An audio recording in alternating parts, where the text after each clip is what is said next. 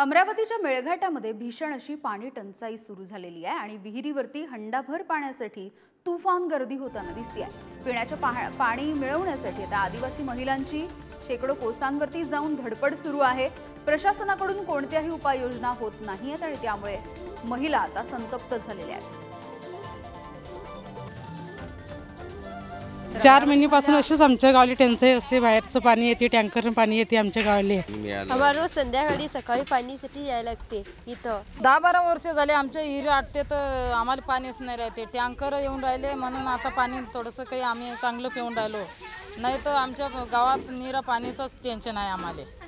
उन्हाळा आला की मेळघाटमध्ये पाणी टंचाईला सुरुवात होते आणि यावर्षी देखील मेळघाटातली भीषण पाणी टंचाईची वास्तव्य आपण या दृश्यांमध्ये पाहू शकतो। मी सध्या आहे अमरावती जिल्ह्यातील चिखलदरा तालुक्यातील मोथा या गावी आणि या ठिकाणी जर बघितलं तर पहाटेपासूनच महिलांनी या ठिकाणी विहिरीवरती पाणी भरायला गर्दी केलेली आहे। दरवर्षी मोथा गावचं हे चित्र वास्तव जे आहे ते समोर येत असतं। दरवर्षी या गावात पाणी टंचाई होत असते आणि उन्हाळ्याच्या वेळी महिलांना गावापासून 1 किलोमीटर अंतरावर असलेल्या विहिरीवर पाणी भरायला यावं लागतं। अशी भीषण परिस्थिती दरवर्षी निर्माण होते।